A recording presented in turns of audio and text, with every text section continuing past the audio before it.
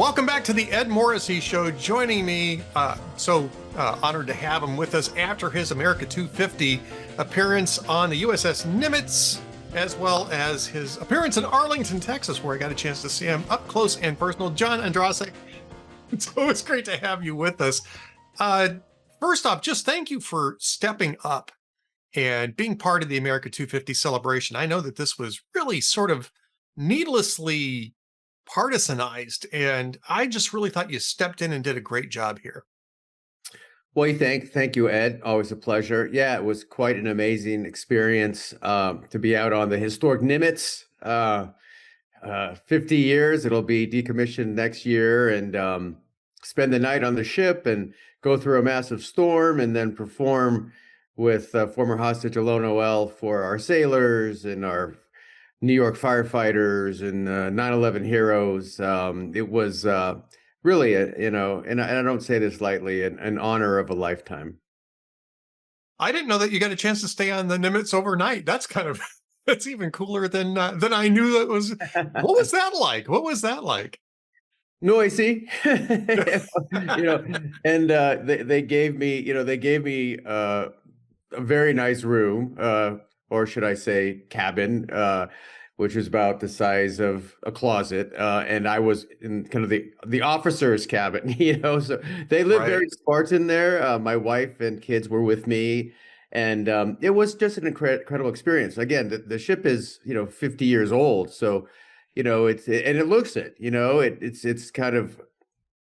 It's done its duty. Very functional. And it was wild, actually. I had the honor of having dinner with my family and Captain Joe Furco. And if you have any doubts about our military leaders, spend a couple hours with the aircraft carrier captain. I didn't realize that to be a commander of an aircraft carrier, you have to also be a pilot. I didn't know that. I didn't either, but it makes sense because, as he said, look, his job is to manage an airport. And he is a squadron leader, fighter pilot, but a lawyer, HR manager, a scholar and a hero. And so while we were having dinner, it was interesting. One of his leadership came down and said, Captain, just want to make sure, everybody's okay. And I'm like, what do you mean everybody's okay? And we look out the window, the porthole, of course, from his cabin, and there's a raging storm going on. But those ships are so huge, you would never know. We weren't moving an inch. We weren't rocking. And turns out the whole top deck had been basically destroyed by these 70-mile-an-hour winds. It wasn't just, of course, the Nimitz. It was also the Kearsarge, where the vice president and Mike Waltz were speaking. So we went up there, and our gear was all over the place. And I'm like, well, this is not going to happen. Luckily, our gear survived. But, they had about 6 hours to put it all back together because the guests were arriving at 4 a.m. But the sailors were up all night, and we came up in the morning and never would have known there was this massive storm. But yeah, it was a fantastic experience. The whole thing, the performance, spending the night hanging with the crew and the captain. And as I said, something we'll never forget. Well, let's talk a little bit about how it came to be before we talk about, the actual performance there, because look, you were on tour, and I know this because I met you while you were when you came to Arlington. But by the way, at the same time that the World Cup was taking place, Sweden and Japan were literally down the same street that you were on. We all had to wend our way through that traffic. This is actually pretty cool, right? I mean, and you talked about it while you were on stage. It was very nice. You had the scarf on, and you're in the middle of a tour. I mean, this is your business. This is your livelihood. And all of a sudden, they had planned this America 250 celebration in Washington, D.C., and they were going to have some recording artists and, various, different eras, basically, I guess you could say. All of whom started dropping out because they were pressured by their peers and they're pressured by media about participating in Donald Trump's America 250 celebration. And you stepped up and said, I'll do it. And then it sort of still seemed like iffy that there was going to be anything to participate in. So, what was your experience going through that? What was your experience dealing with that at the same time you're on tour? Yeah, I mean, it was a lot of kind of logistics and phone calls and roller coasters. It came about very late. Again, I don't really know what happened with the Freedom concert. I wasn't involved in that. I was never asked to play that. Of course, I would have. But Right. this really was the brainchild of Mike Waltz, our U.S. ambassador to the UN. He had seen my performance with Alone playing Superman at the APAC conference back in February. He was there, and we're good buddies. We go back a long time, and we worked together on evacuating Americans from Afghanistan. Right. So it was so that the Navy had reached out to him and said, we have this huge international naval review, Fleet Week, which hasn't been done since the bicentennial, and ships from 50 countries and just this, and they were looking for somebody to entertain the sailors. And Mike thought, well, how about John? And they had reached out to me, and I'm like, that's a no-brainer. I'd love to do it. And we bounced around ships for a while. It was going to be on the Nimitz, it was going to be on the Kearsarge, then it's going to be Iwo Jima, and then it was like in flux. But I just said, look, you tell me where you want me to be, and it worked out great because my tour ended July 1st, and we flew to New York on the 2nd, hopped on the ship on the 3rd, and getting Alone there took some generous people to pay for his trip. There's certain rules the Navy has, so Sure. we had some great benefactors. Jeff Bartos, Mike Waltz's number 2, really was the guy who made it happen. There was a lot of times it could have gone off the rails, but Jeff Bartos and Admiral Lederer actually was instrumental in making this happen.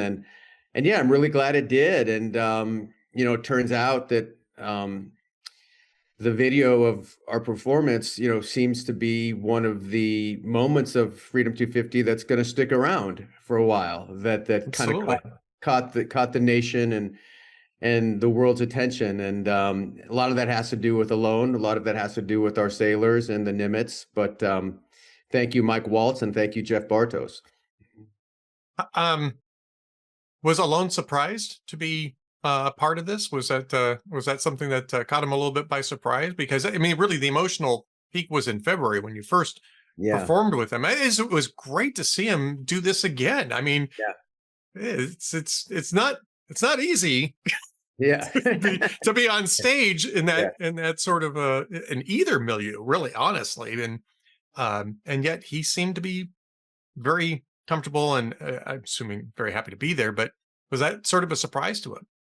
Well, I didn't realize this at the time that we reached out to him, but Alone was actually in the Israeli Navy. I didn't know that. Okay. And he was a machine gunner. He actually led a crew, and so he's a sailor. And so when we first reached out to him, he was like, "Oh my God, this would be amazing!" He'd be excited just to come on an aircraft carrier, right? And just to have that experience. And I think for him, that was probably way more exciting than the actual performance. But I do think, I think his brother Ronan came with him. My pal David Azulai, who kind of makes all these things happen, produced it. And David really was the hero with all the gear being destroyed, putting it back together and getting that thing together. And we brought a great videographer from Israel, Roy Berkowitz, who made that video that everybody has seen. And so those folks really, kind of pulled off a minor miracle themselves. But he had a great time. He loved it. And then, of course, he loved being in New York. We went to after the performance on the Nimitz, the UN had a party in New York City on a big, high rise with, thousands of people. I actually performed Superman with another Navy band that night that Mike Waltz introduced me for, which was really fun. But we got to watch the fireworks in New York City on Freedom 250, and then Alone and his brother went to a jazz club, in New York. So what more could you ask for? So I think he had a great time. And his brother had a great time. And I do think the symbolism of me and him playing there, the 9/11 song, the boy who frankly would not be alive without Donald Trump in America. I think people got that. People that resonated, and it still does. The video is amazing. And we Yeah. had it up, I think, a couple of times already at Hot Air. It will obviously be part of this post as well. We'll make sure we get it back in there. The video is amazing and very touching. The whole thing is very touching. And you mentioned 9/11. I mean, this is the 20th. It will be. We're coming up to the 25th anniversary of Yeah. 9/11, and I mean, there's a certain resonance here. Performing this, it wasn't quite the 25th anniversary when you were doing Yeah. this, but we're getting close to it. I mean, how much was that in mind while you were putting this together and performing it? Well, again, I think whenever you're in kind of New York, singing Superman, the one thing, Hmm. actually, one thing that happened, because initially I was supposed to be on the Kearsarge with the vice president and Mike Waltz, which would have been amazing and cool, but there was obviously a lot of security, a lot of different kind of rules over there. So they said, would you consider doing the Nimitz because we have a little more leeway there? And I'm like, well, the nice thing about that is I could bring 9/11 families, I could bring Gold Star families, I could bring and my New York firefighters, which we did. So that to me really made it special. And it kind of had that 9/11 vibe. Actually, to be honest with you, the chief of the New York Fire Department was there. And because of that performance, I'm going to be playing their huge event in Staten Island on September 9th. So I think I'm already just I have another call after this. There's a lot of things being planned. Tunnels to Towers are doing things. Fox I was going to News. ask you about that. Tunnels to Yeah, Towers is a great. It's a yeah, it's a great charity for yeah. the people who went through 9/11, and I know that you've been involved with them, and glad to see that. And you can talk a little bit maybe about your work with them in this regard. Yeah, again, I just done a few events for them. Frank Sellers has done a great job. He lost his brother in 9/11. And there's a lot of great, kind of organizations. And with the 25th anniversary, they're doing these, events that I think are helpful because I think we'll be asking ourselves, have we, did we forget some of the lessons of 9/11? And I think you and I would agree we certainly have. Yeah. Um, but yeah, so I'm actually putting together multiple performances over that 3 or 4 days. Certainly will make you aware, but I'm very honored to be playing for the kind of primary New York Fire Department's 25th anniversary event. There'll be thousands of firefighters, families there, of course, families who lost loved ones in 9/11. On the Nimitz, I met a son of a New York firefighter who ran into those buildings and was killed. And he's 25 years old now working for Tunnels to Towers. So you have all these kind of great stories. And certainly it'll be a melancholy day, but I think it'll be a day of, again, recognition of our heroes who showed us the best of ourselves. And also, I think, a recognition of a time when America really came together in ways we haven't seen since. So Yeah. it's easy to be skeptical. We saw what happened with Freedom 250 and everybody bailing and kind of the narcissism and insanity. But hopefully we'll have some events around 9/11 that kind of remind us of the brotherhood that we do have with our fellow Americans. Just to let people know, by the way, Tunnels to Towers is at t2t.org, t2t.org. Just so make sure we plug the website there. Is a really great organization, does really great work. Um, we can talk a little bit about this. It's been 25 years. I think you and I do agree that we have lost some of the lessons here. I get that there is, in any free republic, you're going to have, dissent, debate, passion, that type of thing. But I think that I had hoped that in that moment that we had recognized that as Americans, we all share something very much in common, something that was very much under threat at that time, and is still very much under threat. And I think that we have lost the thread on this entirely, and I don't think that's due to any one particular person. I think that we simply have a problem understanding who we are and why people want to destroy it. Some ideological and theological systems want to destroy it. And and I see this now, especially emerging in the last couple of years, this idea that, we're a malevolent presence in world history and we have to be um, chastised at best, maybe, and destroyed at worst in order to rectify whatever ills we have unleashed. And I'm just stunned at this, especially when we're going through, anniversaries of like things like D-Day, which is the greatest liberation in human history, greatest effort liberation in human history. You're talking about the Nimitz, and the Nimitz was named after an admiral who broke a despotic empire and liberated hundreds of millions of people in the East. And I mean, that's I can't think of a better place to be than on some place called the Nimitz on Independence Day, especially for the 250th anniversary. So, yeah, let's talk a bit about this, because this is I see this as sort of a cultural sickness that Americans have sort of contracted over the years.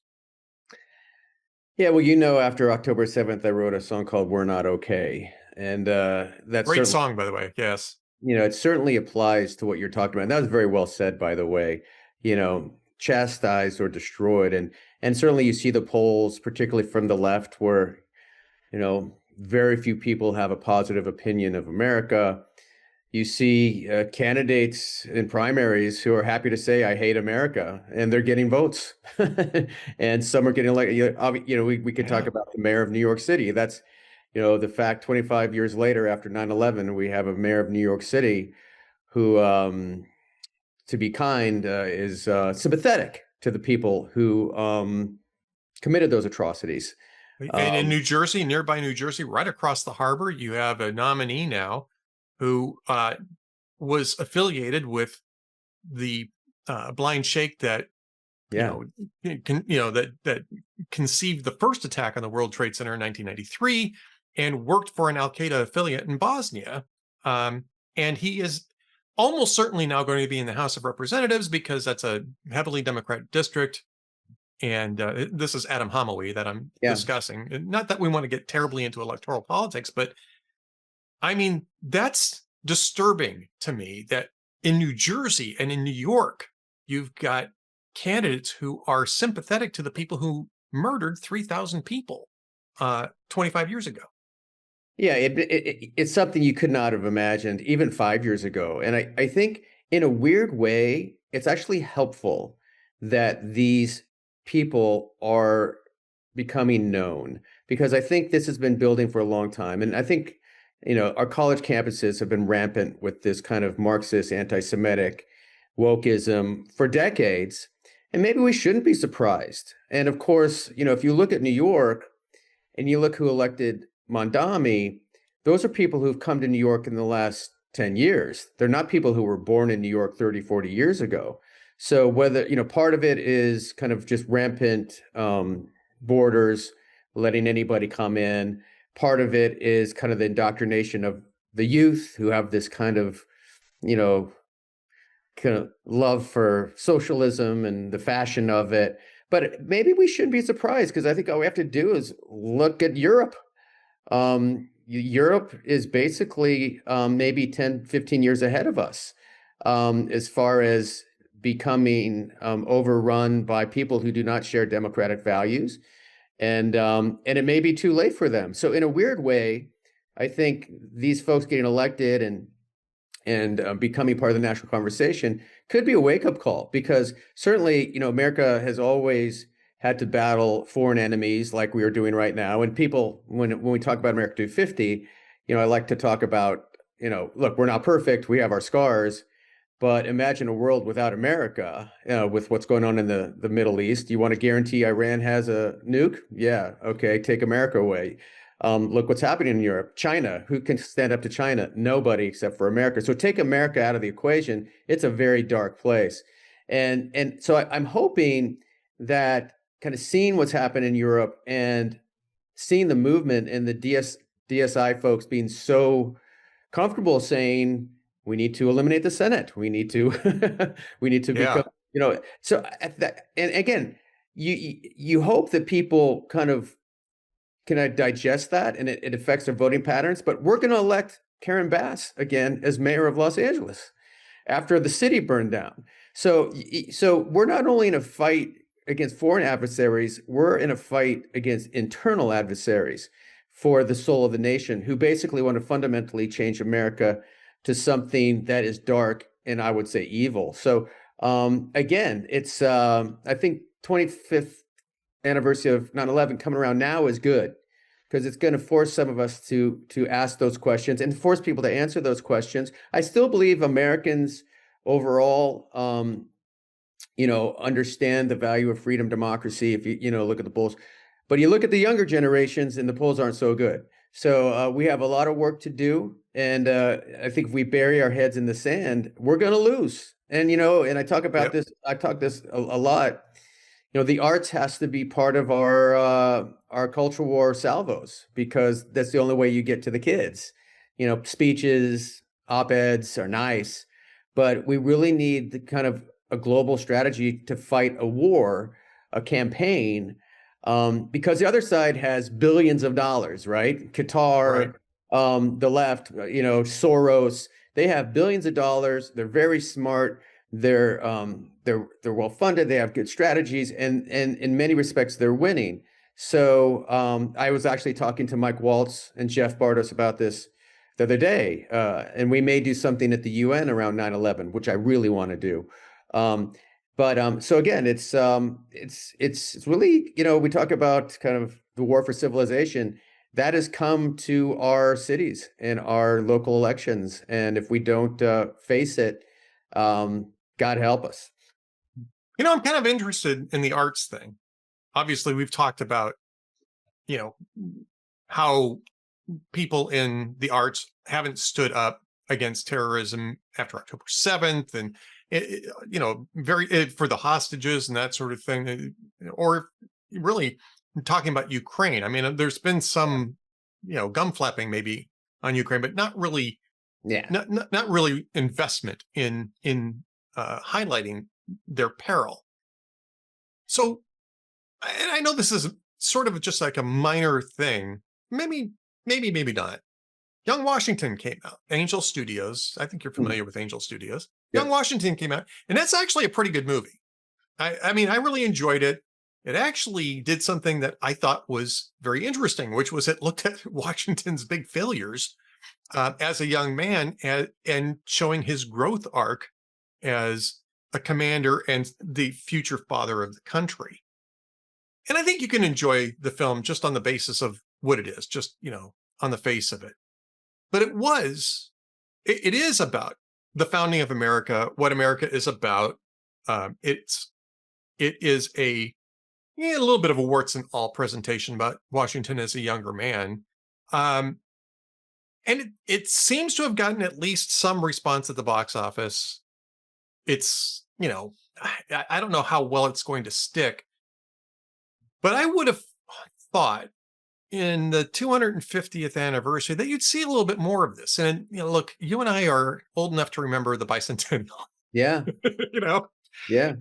And I've been a little skeptical about the bicentennial. I thought it was a little over, it was a little over materialistic sort of thing. Yeah. It was about buying a bunch of stuff. But I didn't even see that this time around. And I think you're right. I think this is a formation issue.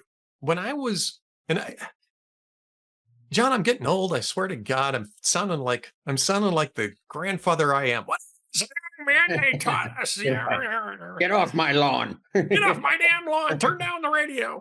But I mean, we were, when I got to high school, and especially in college, there was the Howard Zinn stuff and stuff like that going on. But there was a balance of that. And they taught American civics in high school, which was actually a good thing. So that's when you realize why you can't get rid of the Senate, right? For instance. Yeah. But I do think it's a formation issue. I think that we have now gotten 2 or 3 generations through a very hard socialist left indoctrination system, not just in higher education, but also in secondary and primary education. I mean, I've got a son and I've got grandkids, and I've seen it. you have kids, and I'm sure that especially in California, Yeah. I know it was in California, and I'm not necessarily sure that you can come back from that without a serious overhaul of all of these elite institutions. And you'd need to clear out the people who are running them first. And I'm not necessarily sure I see that. You mentioned Karen Bass, right? She's going Yeah. to win that reelection. I don't know that people see the existential threat looming in the formation that we've been giving young people for the last 50 years. I agree. I agree with you. It's very scary. And I don't have a lot of answers. I think, the first part of addressing your problem is recognizing it. And Right. I think we're starting to do that. But then you see like little signs. And I also ask myself, if Donald Trump wasn't president, if there was a Democratic president, would we see a lot more kind of celebration, particularly in the media? They'd be much more happier to celebrate. They don't want to give Donald Trump any good vibes. So I think anything that feels good, they want to quash. And we kind of saw that with Freedom 250. So I don't know. But then you do look at some of the polls where there's a substantial amount of people who do not like America. And I don't think that's all because of Donald Trump. And you're right, to combat 25 years of indoctrination, the entrenched nature of our college campuses. I don't know how you turn that page anytime soon. But I think, I did see a sign yesterday that was very interesting. I don't know if you saw the opening to the All-Star game.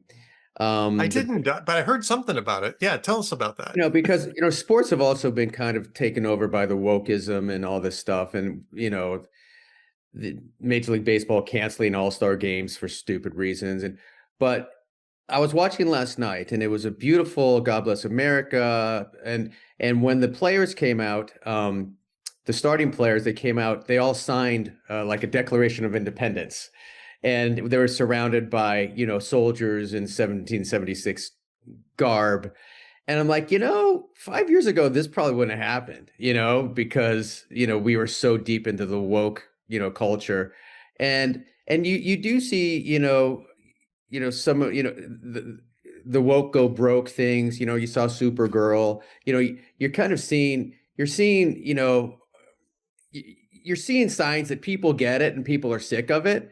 But is there enough, right? And are they all our age? That's the thing. But then, you go Yeah. on go on the Nimitz, and you talk to our troops and our soldiers, and you talk to young people who are so honored to be members of our armed forces. And so, there's two Americas, and you see it. I mean, people are leaving the blue states and going to the red states. I think a lot of people are just like, well, I'm going to go where people love America, and I'm not going to live here. And I think so that what that means is the bluer states get bluer, more radicalized, like kind of New York City, and the red states get redder.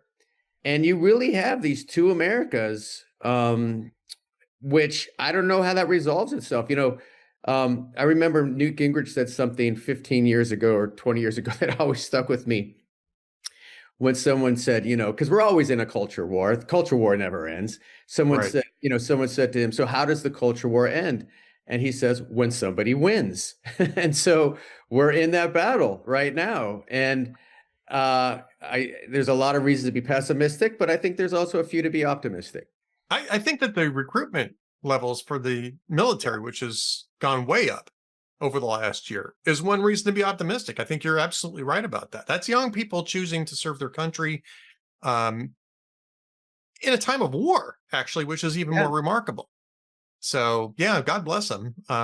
Certainly hope that that continues. Well, let's wrap up on a more fun note. You're going to be going out on tour probably right after the September 11th commemorations, I think, right? And you're going to be touring mostly in the East with your string quartet set after having toured with Edwin McCain and the uh, rock ensemble, which is what I saw, which was, by the Yeah. way, great. It was fantastic. So Thank you. Mhm. Yeah, we're excited. As you know, we bounce back and forth between the rock band and the string quartet. So this year, I actually, a few years ago, we did kind of the Northeast during the fall, and it was so incredibly beautiful with the leaves changing and everything. I promised my wife that we would do it again so she could come with us and see the New Oh, Hampshire nice. leaves. So yeah, it's going to be a long tour. We're going to be about 5 or 6 weeks. That I'll be out with Lace and Lee, my perfect opening act that includes my daughter Olivia, and traveling across America with this incredible string quartet. And we just actually announced this week that in January of 2027, we'll be doing a West Coast run with the string quartet. So that'll be fun to hit our West Coast markets. And it's interesting. My rock tour just coincidentally ended on July 1st, which allowed me to do Freedom 250. And we'll be wrapping up our string quartet tour kind of in DC right before a certain wedding of a very high profile conservative commentator that I'll be going to in the great state of Florida. So I'm very Nice. with that. My wife is more excited because she gets to buy 2 new dresses and she's going to make me buy a suit. So, but yeah, and I'll be in New York over 9/11 week doing multiple events, and we'll keep you updated on that. But yeah, and tomorrow I'm going to Hawaii, and I'm going to lay on a lounge chair under a palm tree for 4 days, and take a 48-hour nap, and then go jump in the ocean. Well, nobody's earned it more than you have. You've worked really hard over the last few months, and I just wish I just wish the string quartet was coming through Texas again. I'd love to see that. I know it's going to be a fantastic show. You can go to fiveforfighting.com, by the way, to find all the tour dates. I'm assuming that the new dates are added in there already. Yes, sir. Well, there you go. Go check that out. And we'll have the video as part of this for that with Alon and on the Nimitz, and be sure to check that out as well. John Ondrasik, it's so good to talk to you. Thank you so much for sitting down and having a chat with us today. Always a pleasure. Thank you, Ed.